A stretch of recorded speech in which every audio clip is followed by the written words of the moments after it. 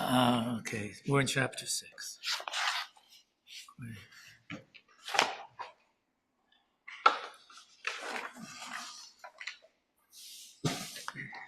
Chapter 6.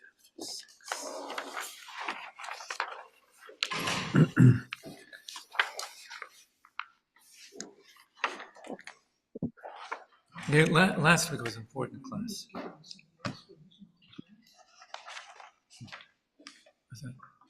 If you came for boxing, that was last night.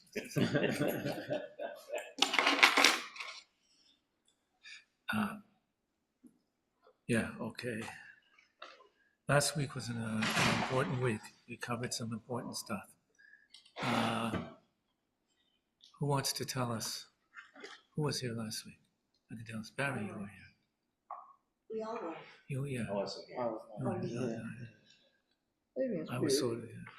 So Barry, you want to sound like what did you get out of the class? What I got out of it was understanding the people changed a lot. State of bittul. The idea of bittul. Yeah, I like that concept of reducing yourself in the presence of something that's greater than you. Yes, this is the core concept, bittul. So it's not being nothing. It's being contextually nothing. In this context, I know to keep my mouth shut. In other situations, I know to keep my mouth shut. I have to say something. But this context, so you have to know where you are, and that awareness lets you know how small are you in this situation. So if you can't surrender self, you're stuck. You can't move. So that's why I give the example of the king coming with his entourage to your town, and he's looking for residence for everybody, and nobody wants to take the king in their house because nobody has that bittul to be able to say, so it's not my house. To surrender that much, so I won't sleep in the master bedroom, so I won't be able to sit at the table. You have to know this is the king, okay? I can do that. So most of the world doesn't have that degree of bittul. That's why this is a world of klippa. Klippa is that which says, but I'm here. If you could travel down through all the worlds, like some sort of spaceship, you can, like Eliyahu Hanavi, coming down through all these worlds, but you're not going through space. You're going through some ontological hierarchy, coming down through. Everything have all these malachim, these angels that are saying, there's nothing else for God, nothing else for God. They're all just light. Neshama is saying, there's nothing else for God, there's nothing else for God. And then you get to this cloud of klippa that says, yeah, there's nothing else for God, and me too. Right? That's klippa, but there's me too. I can't surrender that. If you ever read the Atom Files? Nobody ever read the Atom Files? Okay, I have this book called Heaven Exposed, but it's also online. Heaven Exposed series. There's the Lunar Files, the Sinai Files, Angel Files, Shushan Files. You never saw them. It's not up, I guess. There's a certain cult around this book called Heaven Exposed. It's basically Kabbalistic sci-fi fantasy. You like sci-fi? No, not into Star Trek. No, okay.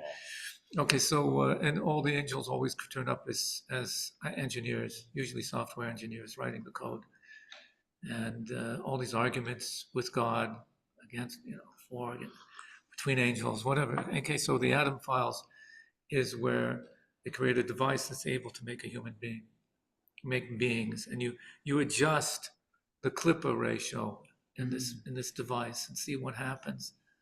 Less light, more obstruction to light. You change things, and you have this little critter, and then that's inside. You asked, well, how did you get there? Well, you created me.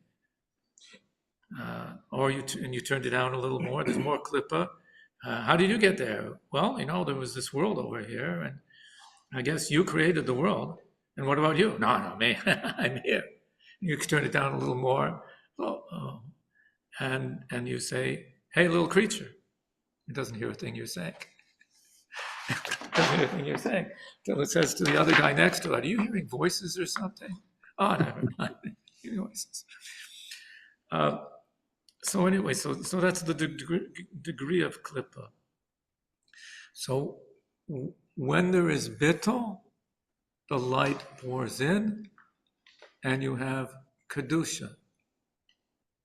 When there's no bittul, or there's lack of bittul, any sort of lack of bittul, when there's assertion, yes, but I'm still here and I can't surrender that, then it's the other side. It's not kedusha. If it's not kedusha, it's sitra achra. And there is nothing in between. There's nothing neutral. Tova is like going, how could it be? How could it be nothing neutral? Right, Tova, that's what you're thinking. How you think I can see from your face. It's a book, I can read it, an open book. You're thinking, nothing neutral? I better not challenge him on that because, you know. There are degrees of bittleness. Yeah, but there's a certain point. No, there's less and less bittul, but there's a certain point where there's this snap shift like that. How do you have that often on the spectrum? Like it's going along, and then you get to a what do you call it? Inflection. Yeah, an inflection point because it's critical. You reach the critical mass, and at that point, everything, the tipping point. Yeah. So there's that point, and then you know there's klippa that's not so unfriendly, and then it gets less and less friendly as it goes along. So what we're going to find is that yes, there is a kind of klippa that could be turned around. It's salvageable. You can go in there and do something with it. And then you get down to a point where you can't really do anything with it. And then it gets to a point where it gets like really sinister. But nevertheless, even the one that's salvageable, if you don't do anything with it, it's just klippa. That's its problem. Is klippa like the animal soul? The animal soul is a soul of klippa because by nature it asserts itself. It wants to survive. It wants to be itself. Right, but we need that to live, to exist, to survive. Right. You can't grow an orange without a peel. It needs a klippa. Klippa means a why shell, is there a peel. nothing between- Well, I guess it's the degrees of klippa. If it's not kedusha, it's klippa. So you can't leave it as it is. Just like you're not going to take that orange and put it in your mouth without peeling it first. I know there are people that do that, but we don't, okay? As they say, you get all sorts of flavonoids, quercetin, things like that from the peel, but that's the inside of the peel. The outside of the peel is just pesticides. So don't eat that. Okay, but you're not going to eat the banana without peeling it. You're not going to eat a walnut without taking out the shell. There you see that you have some shells that are really hard, like a walnut shell. Other shells, like banana, not so hard. Then you have peels that some people always peel their apples. Some people eat their apples with the peel. I don't know anybody who peels their pears or cherries, grapes. What was the line? Remember? Peel me a grape. You know that line? Some people do. Yeah. My wife says her mother, she was for 13 years an only child. Her mother would peel her grapes for her. That's being an only child. Your mother peels your grapes. So, but that's not what's happening. I see there's somebody new here. Mendel Barber's here. What do you know? Okay. David Blocks and Elman. We're missing the guy who was in Massachusetts, gone. Came to that class about klippa and that was the end of it. Okay. That's what happens in Massachusetts. Okay, so now this world is a world of klippa and sitra achra. I said, in klippa and sitra achra, a world of klippa and sitra achra, is there divine energy there? I mean, God is everywhere, so obviously God is there, but does a thing of klippa have divine energy within it? We said, yes, nothing can exist. Nothing can breathe, not never mind breathe, even exist without Divine, that's what supports everything. Nothing else does. It's always divine energy. But the divine energy can come in two possible ways. It can come in through the front door, or it can come in through the back door. It can come in as, this is my home. I feel at home. I can put up my feet. Or it can come in through, like, sneak in through a window. And if they catch him, they'll, what are you doing here? Well, it's my house. Well, don't tell anybody that. You're in exile. That's what it means. That divine energy is in this world in exile. Because the world is not friendly to it. So it's hostile to that. So this is a very paradoxical situation. I would say if it's one of those situations where if it makes sense to you, you're not understanding it right. Now think about it. Everything, like this bottle of the bacon, right? The pigs, terrorists, the idols that people worship, all the horrible things. Within them, there's divine energy. And God says he hates them. Divine energy means he's bringing them, he gives them life at every moment, gives them existence at every moment. And at the same time, he says he wants them destroyed. I'll give you a parallel. It's like somebody is sitting in a prison cell, eating sop, whatever, boiled rags, whatever, behind the bars, lying on a cold concrete floor. And he has the keys. They ask him, who are you? Oh, I'm the warden. I own this prison. I said, I have the keys. I can walk out. Well, what are you doing in the prison? It's a very good question. God is in exile in his world. How does that work? Yeah. Well, like a kind of question. Like I know some religions, like more of the Eastern ones, like they meditate and they try to get rid of everything. Like Buddhism and Hinduism, when they meditate, there's like they try to like clear their mind, and like a lot of people like will fast and like for many days and like try to have nothingness. Where I was told in Judaism, you're supposed to have like an idea and like meditate on the idea and whatnot. So it's almost like a lot of other organized religions, they want to get rid of all the bad things completely, where it seems like Judaism, it's like we like to your point, like there's a part of our religion where we want like we need the bad thing to elevate, where other religions like completely want to neglect the bad things and completely want to avoid it, where it seems like I don't understand why, but it seems like what separates us is like we have to deal with the bad thing to have our state, to transform. Yeah. To transform the godliness that's in it.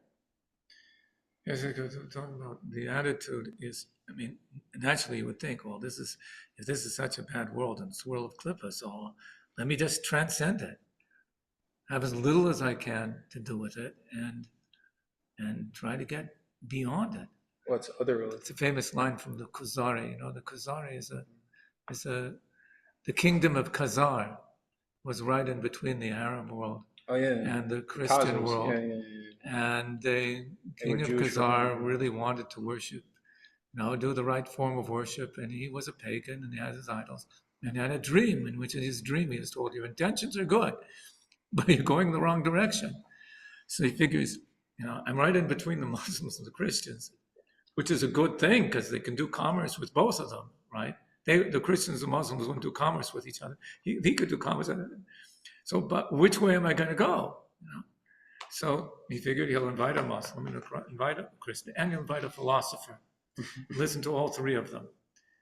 And all three of them seemed to agree on many things. One of the things they all agreed upon was that this world stinks. And he offers each one of them, I'll get you to the next world. No problem, just like that. None of them took him up on that offer. And he asked each one of them, so if you were not a Muslim, if you were not a Christian, if you're not a philosopher, so what would you be then? And they all said a Jew. She says the Jews are the smallest amongst all of them, and they're persecuted. Why would? Okay, buddy, we have to be fair. We have to bring in the Jew. And then the whole rest of the book is is the rabbi who comes in, everything that he says. So it's one of the top 5 Jewish theology books. What is it called? Kuzari, Rabbi Yehuda Levi. But it's difficult reading, especially the translations I know. Okay, so they are all saying, well, we want to get out of this world. That's the line over there. Whereas the Jew is saying, but I've been chosen to be here for a purpose. There's purpose here. I have to get something done. What is it that I need to do? So I'm going to confront the darkness, deal with the klippah, and do something with it. It needs to be fixed. It needs to be changed. What's this? Thomas Cahill says, but it's not his idea, that this is where the modern idea of progress came from. Progress. In the 17th century, they started talking about progress, that human beings can make the world better. You don't hear that anywhere until the 17th century era. And then you have people like Leibniz and Newton and great thinkers, and Grotius, Selden in the Netherlands, in parts of Germany and France and England, were talking about we could actually make the world a better place with technology, with better politics, with that sort of thing. So that's a Jewish idea. And you get it from reading when they finally translated the Torah into the vernacular. So yeah, embracing the world. So we're saying the world is a world of klippah and sitra achra. God is in exile within it, and which is strange. What's he doing there in exile? So you were giving an answer. Why is he there in exile? God's in exile? Yeah, because it's not a permanent end. He's there waiting to be rescued out of his exile. So it's not him, it's his divine energy, his energy. He's putting his energy into this because there's a storyline to it. If there would be no storyline to it, it would be totally bizarre.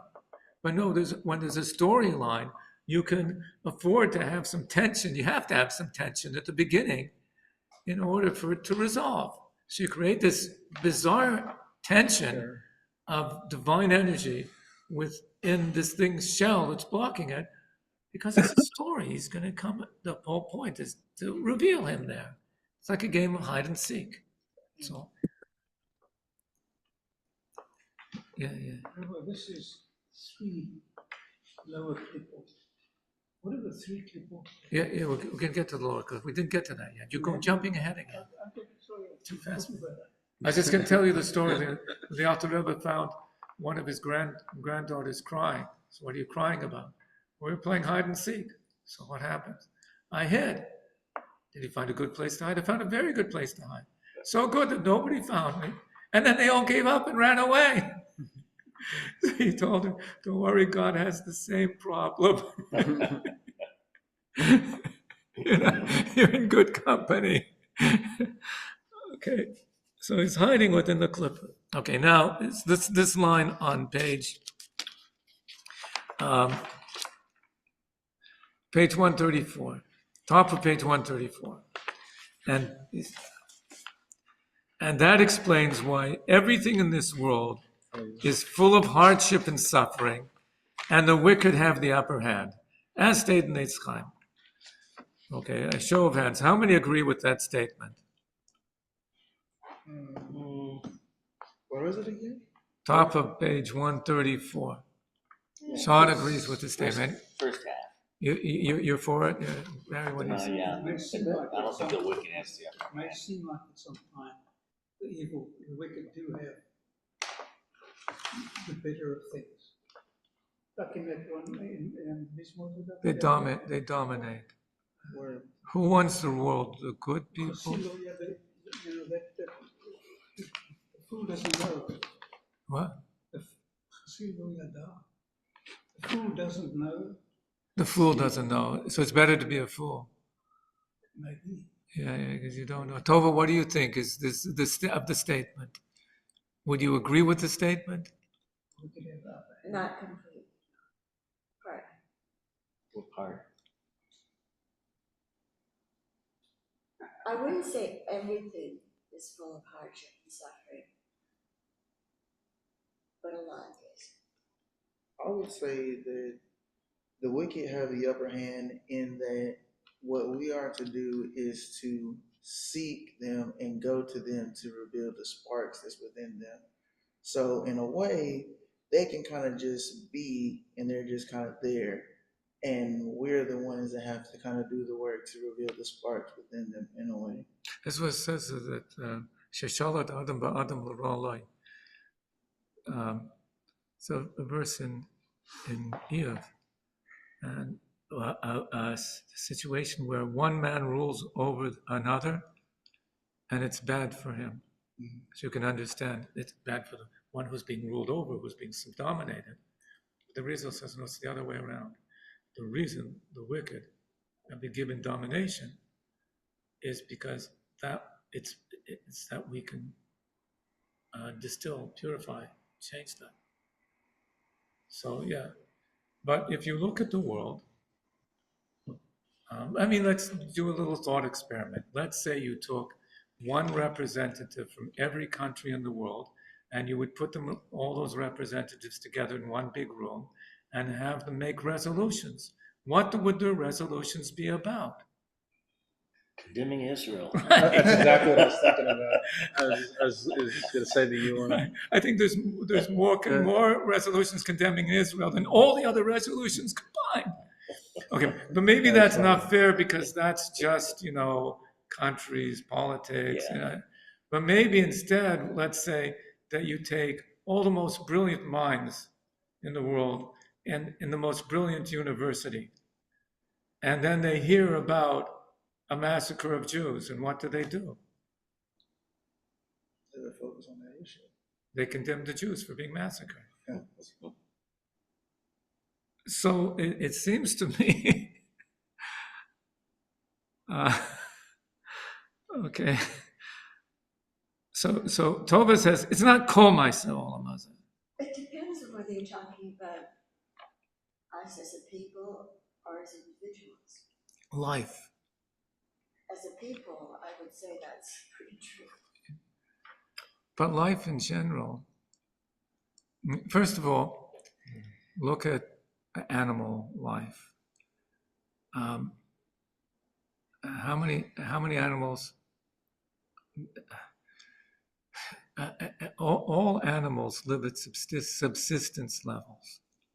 If there's more food, there's more animals. Less food, less animals. That's it. Human beings, for up until not long ago, lived mostly at subsistence levels. Most of history, if you met a human being, 90 to 95% chance he was hungry. Until a little over 100 years ago, if a child was born, had a 50-50 chance of making it to 10 years old. So now we live in a world of abundance. Is life really any easier for us? Some of us. For some people. Many of The us. thing I find that when I find these people living in luxury and they have everything, like I met many of them there in California, they're the most miserable. The most miserable. The people who are having fun are the people with not much to eat. I went to Costa Rica, the people living in their little farms there and so on. They seem to be really happy, I don't know. He's just putting on a face, but so the reason it is this way because the world is principally a world that does not have bittul. And when you don't have bittul, you can't allow life in. And that's why everything is so hard in this world, because there's whatever is supposed to be coming to you, there's always some obstacle getting in the way. And it always becomes difficult. And I'm sure you can see, like, anything that you have in your life that you really value, that you feel is really good, was very, very hard. to get there, like kids. That's why people don't get married and don't want to have kids, because it's hard. It's hard. It's easier to Yeah, see. and when then they get to 60 years old and they don't have any kids, that's easy. Well, Yeah. a lot of the totalitarian leaders, they denounce God. So like Stalin and all these Yeah, people, yeah. Machiavelli said to act like saintly, but to act like the devil. So like they pretend they believe in God, but they say do things that are ungodly to maintain power. And the ones who say that they're worshiping God really hate God. Correct, and they throw out the Bible, they burn the No, Bible. even if they're following it, but they really hate him because they would rather not have to be doing all these things. Yeah, in communism, they don't have organized religion. Okay. Yeah, and then like Worshipping God doesn't mean that you like him. No, it's just you don't want to get pinched, beaten, killed, whatever. So, well, they see it as God's a threat to their power. Yeah. So they denounce God to keep their power. So the wicked win. Okay, so there may be some controversy over it, but that's the statement. And as I said last week, I think it's actually a statement not of a pessimist, but of an optimist. Because if you come into the world thinking that that's made of chocolates and candies, you're very disappointed and become very cynical. You come into this world knowing that it is mud. Right. It is mud, right? Yeah. Then you say, "What? There's a diamond here." Oh, we forgot to tell you it's a diamond mine, but it's mud. Okay, so you look for the diamonds, and you don't go complaining to everybody out about all the mud. You say, "Look, I found a diamond." So you have to know where you are. That's very important, knowing where you are. Know who you are, you're a divine soul. Where are you in a challenging, hostile world? Very important to know. What are you doing here? We didn't find out yet. We'll find out. No, we found out in chapter 4, we found out because this is the only place, that only in the challenging, hostile world can you have direct interface with God. But then why do some religions say, oh, like, let's block it out, let's clear the mind? And like in Judaism, it's like you have to slay the dragon. It's like a very different approach. You slay the dragon, yeah. Where others is like, forget the dragon exists, forget like conquering the dragon. Like there is no dragon. It's like very different approaches. Yeah, it's very different approach. Yeah. So you have to, but here is the only world that you can embrace God. God embraces you. You go to a higher world. As we learned at the end of chapter 4, is a very beautiful line over there. In the higher worlds, you just have his light. Here you have him. Where there are no challenges. I mean, how much do you have? There's no challenges. Here, you're fighting. Okay. Oh, here you have him. In that fight, you have him. So that's why it's good. Okay. So now we're going to get back to this issue that I brought up so much of there being God within this world. But first we have to get through, that's this little note over here.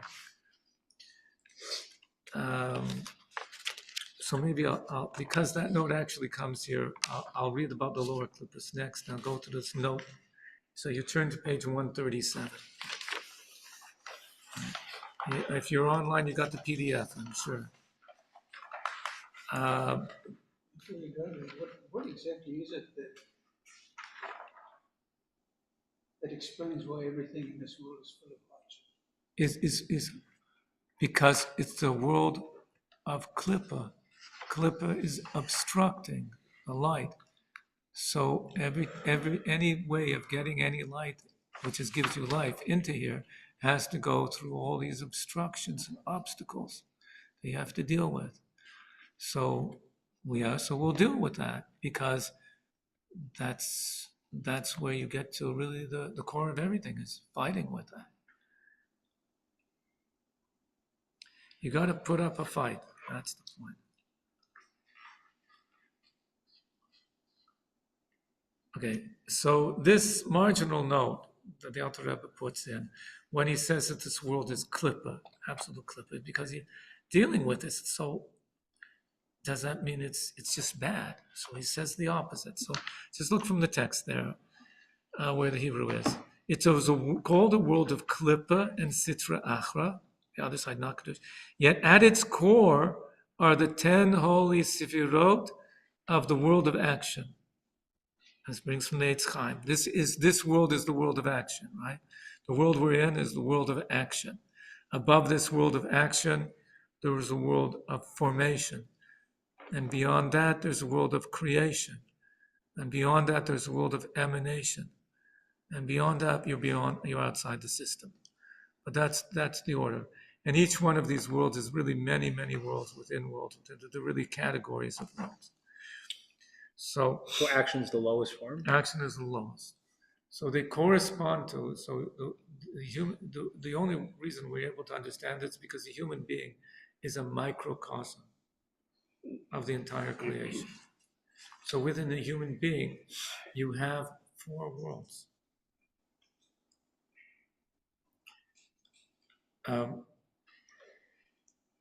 Remember we said that you have 3 clothes: your thoughts, your speech, and your action. Each one of those is a different world. But isn't action the most important of those 3? How is action the lowest? Action is the most important, but there's got to be some thoughts behind the action. Yeah, but I always thought... If you have action without any thoughts behind it, it's kind of useless action. Yeah, but action's more important than intent. So it's like, it seems like all these other things are like thoughts and intent and manifestation. Like I always believe action is the most important. Like what you do. So if there's a fire, and you got to put out the fire, don't just stand there, do something. You pick up the first bucket and you throw it on the fire. Yeah, it's the most important. Turns out it's gasoline. You have to think. All right, sure. Herschel Kessler, he worked for years in ER. Yeah. And I remember when he was starting, they told him something very important. It's called, don't just do something, stand there. So the first thing, when you arrive on the scene, never rush to do something. First, what is going on over here? Find out what is going on, and then act. Okay. And if you just do something without standing there, you will most likely end up killing somebody. Fair enough. Fire ready aim. So you have to first know which direction the bullets are flying and from who, that sort of thing. So you have to think first. And then the thoughts have to come and be verbalized, at least to yourself.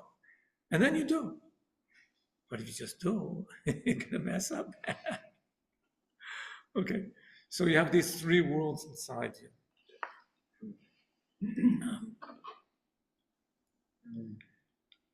Where is the person most found? In his thoughts, in his words, or in his actions? Actions. Why? I think actions too. I think that's. He says thoughts. Argue it out. Come on.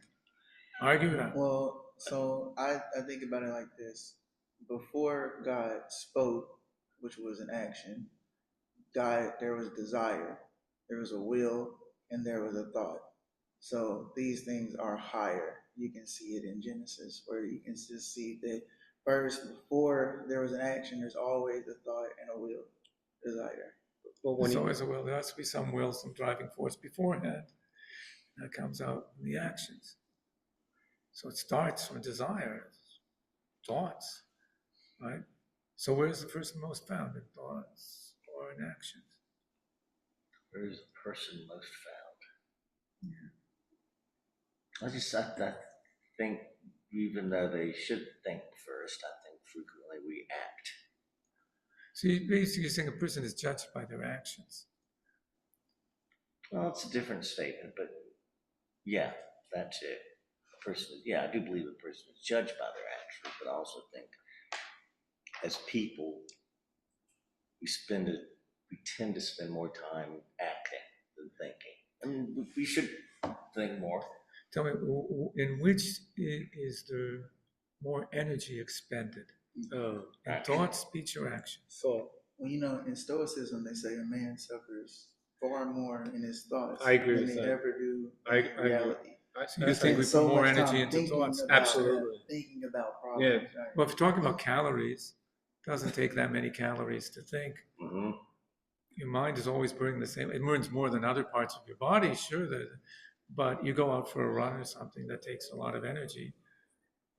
Thinking doesn't take, maybe wears you out because of all the toxins that in your brain have to be cleared out, but doesn't take more energy thinking than not thinking.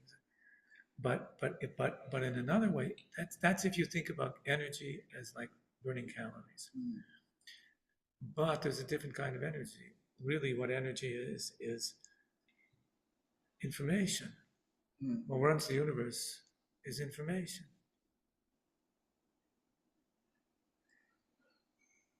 Where is the most information about you? Is in your thoughts. You can see all the things a person's doing. You don't know what's with this person. If I could hear what they have to say, I know a little better. And if I could get into their thoughts, wow, I have so much more. I think of information as Sorry? I think of information more as a raw material. It's a resource. But that's what runs the universe is information. Well, we have to do something with it. Yeah, I mean, the electron somehow knows that there's a proton over there, and so therefore I have to go in this orbit, and that's how everything is working. They all know about each other somehow, and that affects their behaviors. But if you go back to the wicked, the people that rule the universe are not the ones that have the most information. They're the ones that take the bold action, that seize the power, because actions is what rules the world. It's not information. It's not the people who rule the world aren't the ones with the Nobel Peace Prize. It's the ones that attack. It's the ones that send Israelis armies. just got rid of the most valuable person to Hamas. You know, he was the guy who controlled propaganda. Oh, Say. and they probably had intel where he was. You ever been blackmailed? They had 1,700 people working on that propaganda machine. And not only that, every battle, before going to battle, he was because it wasn't about winning the battle, it was about the optics. Well, we're losing the war because of the propaganda, right? No, I agree. That's it, the propaganda. No, I agree. Did you see Cookie Monster voted him? It's crazy. Look, this isn't easy. I mean, it's not an easy answer. Okay, so I'm saying life energy. The life energy is mostly in your thoughts, and then you try to express it into words, and it gets deeply diminished. These words, you have to fit into these words that you can speak to another person. And you know how it is in your mind, you can't get it across in these words. And even when you think you are, then you ask people, what did I say? And they tell you something completely different from what you actually said. So there's a huge symptom, a restriction, diminishment, when you're going from that world of thoughts into the world of speech. You know, you're walking along, you're talking with somebody, and then you start thinking about something, and you stop speaking. And you fall deep in the thought, and then you look up, where am I now? We stopped the conversation. You couldn't be in the two worlds at once. Which world is richer? World of thought is so much. In thoughts, I can think these in certain ways and see things and imagine things. I can't put them into words. So many times, I figured out. I got it now. I'm gonna have to write it. Oh man, So hard. I can't get it. Agreed. It's gone. Yeah. And even when I think I got it, you show it to somebody else. No, you don't get it. You don't get it. Yeah. Okay. Then, once you've got it all down, now you put it into action. You fall flat on your face. How much of your words can actually come out into action? Much harder. A lot of thought is not productive thought. It's going around in circles. Yeah, yourself we don't like crazy, those. We don't like that thought. causing stress and all sorts of reactions in your body. I Yeah, agree with that. exactly. So There are although bubbles. It may not be using calories, but it's sure using something. Those are like when you're boiling the soup, the bubbles coming up. That's just that's all. They go round and round in circles, like you said. Yeah. No, not those thoughts. You don't want to. You have to control them. But good thoughts.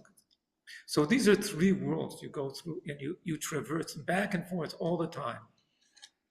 And we live a lot of times in our thoughts. Some people live totally in words. They never hear, not aware of their thoughts. Some people are just action people. But it's 3 different worlds. So we have within ourselves the 3 different, and then there's the 4th world. The 4th world is our world of emotions and intellect, of which we have no awareness. It's totally subliminal. We only know what's going on in our emotions and in our intellect through the thoughts in our mind. Those verbal thoughts, or they could be images, or they could be something like that. But we don't really know what's going on in our and sometimes, perhaps quite often, it could go straight from an emotion, skip your thoughts, skip your words, and go straight to action. Why did I do that? How many times have you thought in your mind, I decided I'm going there, and your feet take you the opposite direction? Because you didn't really want it. So Atzilut is the world of emotion? No? Atzilut.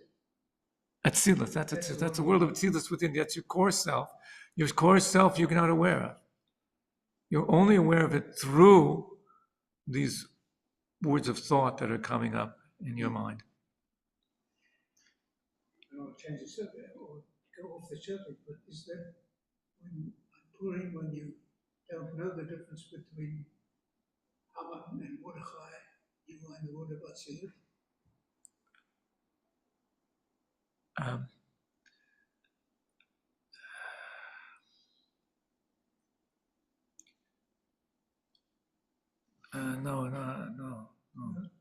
That's beyond. You're beyond it. But it's mixing 2 different things. This is 2 different things we're talking about now. Don't go there now. There are times when you're in such deep thought that your thoughts, you can't hear any words in your thoughts. You're beyond words in your thoughts. But that's also still within that world of thought, but it's a very high level of that. It's called thoughts, machshava shebemachshava, thoughts within thoughts. So the world of Atzilus is subliminal. You can't be aware of it. You can only be aware of something once it's come into conscious thought.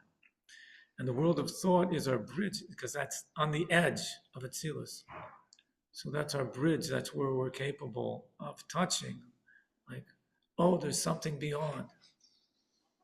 People who are not aware of their thoughts, you can't talk to them about anything spiritual or mystical, because that's where you touch the inner self, that world of thought.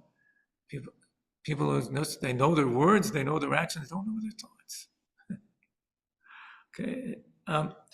So the point here is to say that these 3 worlds, and the 4th world as well, are not something totally foreign to us. There's something that we have within ourselves. So now you have to think of all of the entire structure of all the cosmos as being like the structure of a human being. And here we are sitting and within God's world of action, where the angels are up there in God's world of speech. And there's these neshamas, souls that never came down to this world, and they're sitting up there and within the world, God's world of thought. And you try to imagine, what would it be like to be there? Right? Well, actually, the truth is the human being lives principally in the world of words. Our world really is more a world of words, the human world. Like when we're doing business with somebody, socialize, we live in a world of words. Once you learn how to speak, you can never think again in terms of sensations. You can never go back to the raw world of action that an infant lives in, or an animal lives in. In the world, everything to you now has a word to it. You think in terms of words. You can't think any other way. But not only that, but like all this, when you make a business deal with somebody, I'm giving you this, I'm taking that. All these things only exist in terms of words. There's no such thing as giving something to somebody without the word giving. But the property, you know? It's a construct. It's entirely a construct. But the words are there to represent the actions, the concrete things. No, it's Business- to give meaning to those actions. The actions are meaningless without the words. If I give you a house to live in, Who says you gave it to me? Maybe you lent it to me. Maybe you sold it to me. How do I know? It's a construct. It's entirely a social construct that requires words. Like somebody's watching and sees, I hand you this bottle, right? Mhm. Okay, and I drink it. So what do they know? That I drank the water. But how do they know that I gave it to you? Doesn't matter. Maybe drank I it. sold it to you. Maybe it was your bottle and I'm giving it back. That- The idea, the transaction of it, that it was a gift, is entirely a construct. But I would say that is not as important as the fact that I drank the water. The water was in your possession, and then No, possession immediately, that's a construct. Not ownership. It was in my hand. Okay, yeah, Okay. that's possession. That's the world. That's That's the world of action, and it's in my hand. That you drank it, that's the world of action, that you Right. drank it. That I gave it to you, it left my possession and went into your possession, that's a world of words. Right. That's all of my Yetzirah. You see, because it's interesting because the Arizal says that really the human being belongs in the world of Yetzirah, the world of speech, and he fell into this world. Of action. Yeah. We're beings truly of the world of words, like the angels are, but we're in a physical world doing actions. But I mean, what's the most common pastime of the human being is talking. When you're not talking to other people, you're talking to yourself in your mind, which is far more often than you're talking to other people. So like some 70% of the day, there's words going around somewhere. So that's where we live. So, and then many of us, they call it a kopmensch in Yiddish. The person lives in his mind. There are people who live totally in their mind. That's where they live. That is their world, and everything else is very clumsy for them. Because they belong up there in their mind. Okay. What if you could you think quicker than you could articulate? So what if you're We all thinking? do. We all do. So what is that? When your brain's going quicker than you could articulate it out? Old age. That's why that's a higher faculty. That's why action is a lower faculty. It's slower in a way. So It's the slowest is action. Getting Oh, I action see. The done. brain going quicker. Exactly. That, It's it literally works like that. Like your speech, it comes out your mouth, and your brain is your thought. Like you said, It's like getting diluted. Your body is actually a diagram of it. Yeah. yeah, that makes sense. Yeah, that makes sense. Yeah. Yeah. In a few thoughts, you can think an entire speech just like that. If I come out the whole plan. That's a Well, higher. yeah, I got it. And you have to explain the whole thing. Take you a long time to explain. Mm. And then now let's actually do it. That's going to take 5 years. Mm.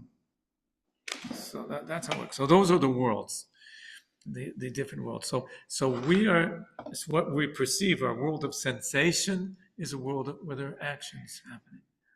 But beneath that is the code, the world of formation, of words, code behind this world. That's a world of formation. At the core of every one of these worlds is 10 spheres, which doesn't mean that you pull the curtains back and you see these iron balls with tubes between them. That's not what it means.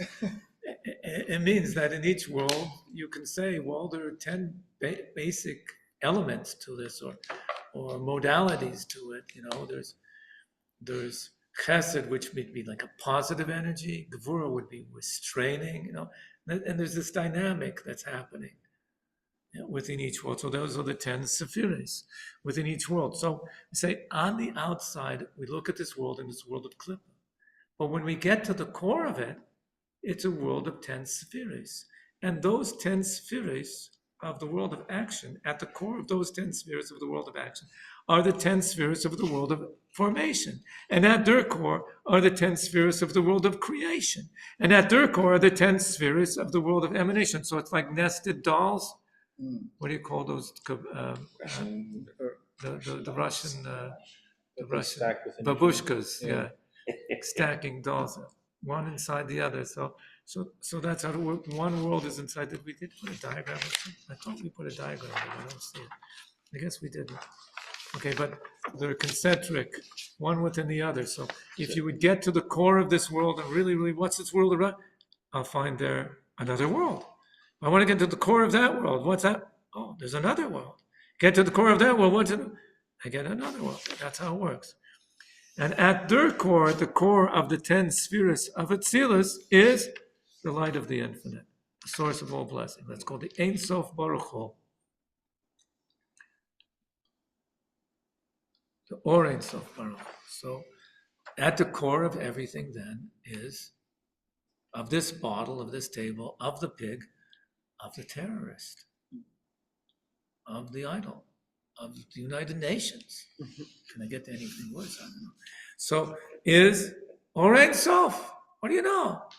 The result is that the light of the infinite is infused within the very core of everything of this lowest world. Because this traveling through all these worlds is not over in a certain place. It's within any particle, any molecule, any atom of this world. You can go deeper and deeper, deeper, until you find Or Ein Sof there. Through its investment within the 10 spheres of the four worlds, emanation, creation, formation, action, as written in Eitz Chaim, chapter 2 in Sefer Gilgulim. So that's what it says. So he's saying that even though it's a world of Klip and Sitra Achra, at its core, it's Or Ein Sof. I'm telling you, it's one of these things. It makes sense to you, it means you didn't think about it enough. But it's true. That's the way it is. So is it more of like, well, not exactly a mitzvah, but is it more highly looked upon to take these forms of klipa you could elevate it versus just doing the good deed that's like easy to do? What we want to do is peel the fruit. Inside that shell is another shell, there's another shell, and then in the inside there's a fruit. That's what we're trying to get to. The best fruits have the hardest. Oh, I see what you're saying. Oh. So that's like why Chabad will go to like the country that has like the most difficulties, let's say, for example, and try to get some sparks of Judaism there. The toughest places to find the best stuff. Yeah. The best, sweetest fruit, the hardest shells. Oh, I like that. That's nice. You got to crack the nut and get in there. And before you eat it, throw out the shell. Right. Don't eat the shell with it. And try to crack it in a way that you don't get these pieces of shell that are mixed up with it. And it hurts the teeth, Or then they have dentist bills. So you crack the nut and remember to throw it out. Crack it smoothly, throw it out. So, okay, well, let's start this part and we'll finish next with the three lower klippas. That's on page 134. The three lower klippas, all klippas lack the bittul required for holiness to reside within them. They are still split into two levels, one lower than the other. Now it's concerned with the lower level. The lower level are the three klippas that are thoroughly tameh and bad. They contain no good at all within them. You're nodding your head. So it's like We just learned that everything has Or Ein Sof in it. You're nodding your head. I was just thinking like a nut that has no fruit, or like a nut that has No, everything has to have Or Ein Sof within them. But the problem is that the Or Ein Sof that went within it forgot what it is. It's like, Spoiled. the spy that went to the enemy country and settled Double there, got a agent. job, got married, raised kids, and then we're supposed to report back. Report back? What? Wait, I thought I lived here. Oh, you become so deeply embedded, you forgot who you are. You change. So it became yeah. But like the pig, you Density. can't elevate the pig, for example. Like I remember someone told me that, like you can't elevate kosher food. Like you can't Yeah, do we're a bracha gonna on get it. to all that, but there are certain things where even though there's a spark in there, so you can have a food that even though there's a food in there, but there's no way you can get to it because it became just absorbed into the nut and into The the shell. shell and everything else. We have no way of distilling distilling one from the other. It's there, but no way of separating. Mm. So how is it if everything has that in Suf in it? Then how can we have these So you can't distill it. that are thoroughly Tommy and bad? So I give some examples over here. For example, the one I like is when you're growing things, you need plants in order to do photosynthesis, they need nitrogen. Nitrogen, I mean, 80% of the atmosphere is nitrogen. The earth has got plenty of nitrogen. There's nitrogen everywhere. It's one of the most plentiful elements in this planet is nitrogen. Yeah, but your plants are not getting enough nitrogen. Why? Because it's not accessible. Nitrogen gets locked in with molecular structures that it's fine there. It's perfectly, it's not like oxygen. Oxygen is always a free radical. Oxygen is, no matter where it goes, it's not happy being there. Even when it's H2O, it's very easy to get the oxygen out. Unless you're doing that all the time, getting the oxygen out of the water. It's not so complicated. But to get nitrogen out of these complex chains of molecules, it's very difficult. So who does it? Bacteria do it. Bacteria work very hard to get all the nitrogen unbonded, and then they release it, and then the fungus and so on can get it, and then finally the plants can get to it. And that was the whole problem. So that's why you had to put all this horse dung and whatever, take your goats and everybody collecting dung the whole year long to fertilize their fields. You would never throw out dung because that was so valuable.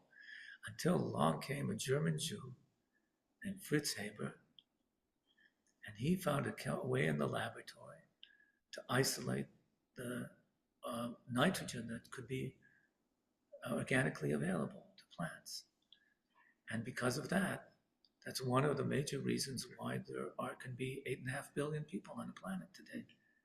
Because Fritz Haber, why isn't he celebrated as a hero, as such a hero? Because he also, in the First World War, showed the Germans how to make poison gas. And so he was hated for that. And he died in miserable depression. It's because of that. But he did, that's why we're able to fertilize everything today and it grows so much because nitrogen. So the nitrogen is locked in, it's there, but it's locked in. You can't get it out. And the same thing, there's Orein Sof in this thing, but it's been so deeply assimilated that it's indistinguishable from its host. You can't pull it out. Question. Yeah. Okay, so those are the absolutely bad ones. So what about the others? That's in the next chapter. Oh. So the three krippos in this lower category are referred to in the Merkeves Yecheskel. Yecheskel, Ezekiel saw this chariot, and when he saw it, he said there was a ruach sa'ara, anan godol, ve'eshus mislakachas, which is three phenomena: stormy wind, a great cloud, and the flashing fire. So those are the three levels of klippas. What things belong to which level of klippa? I have no clue. But those are the three. Out of these three lower klippas come, and this is not an all-inclusive, that's clear, everything that, but the souls of all the other nations of the world and the sustaining force of their bodies. The lower klippas, can't be directly, the good is lost within them. So most of humanity, we said that the Chasidei Umas Ha'elam, the righteous among the nations, they're klippas noga, the higher klippa. But most of humanity is a lost case. A lost case. They're stuck.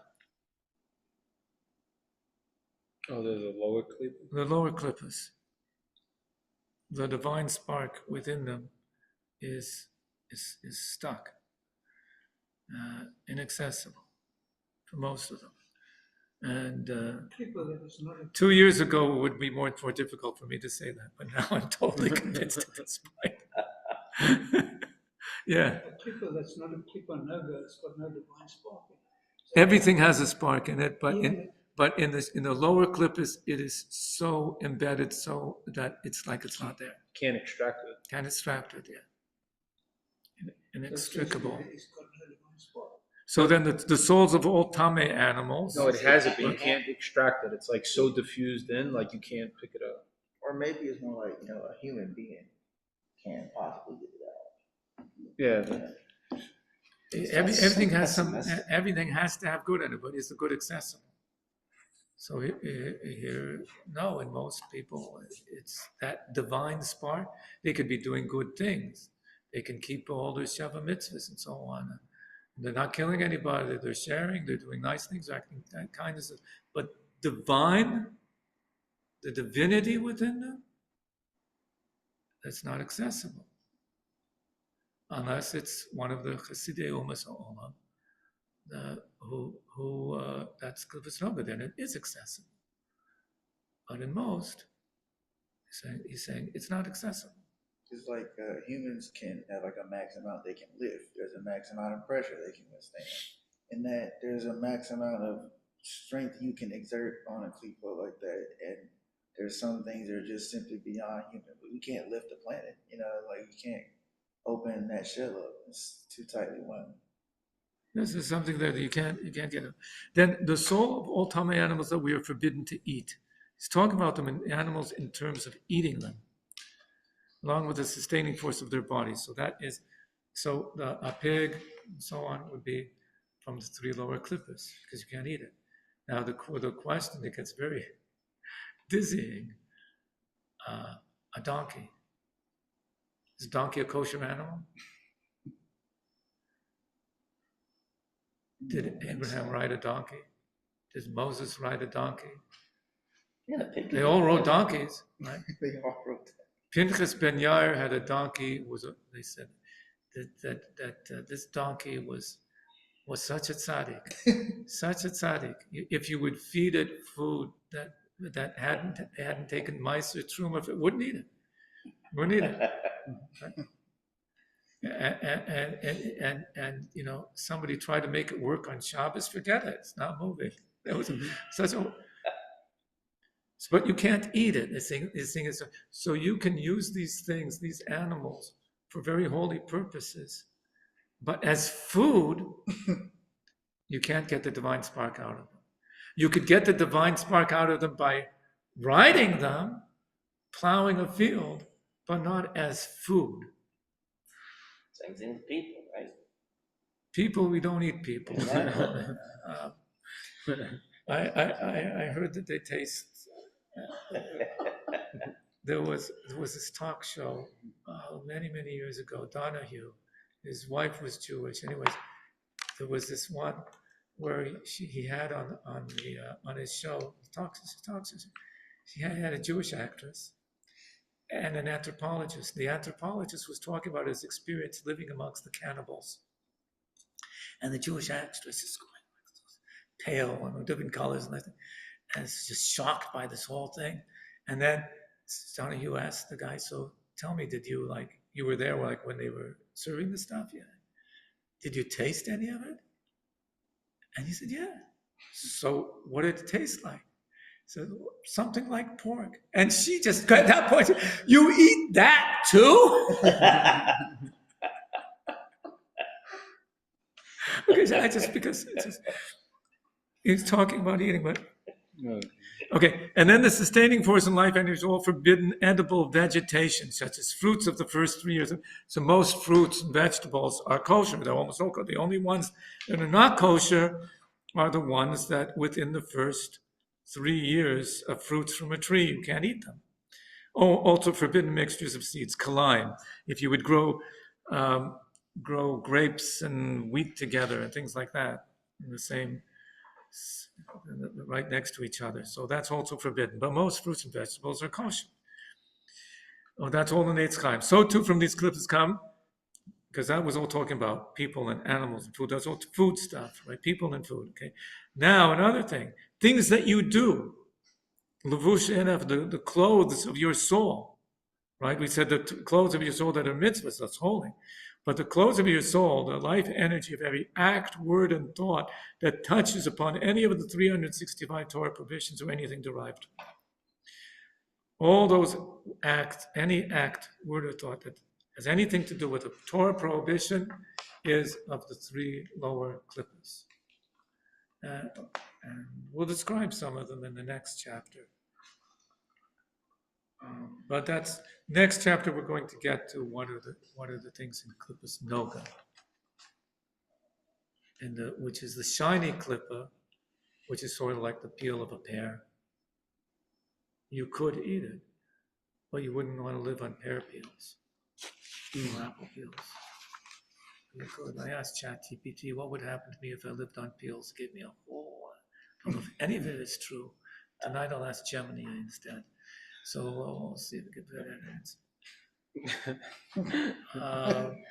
So God willing, next week, a very exciting chapter 7, and we'll get to the klippas noga that can be elevated. Thank you everybody for coming.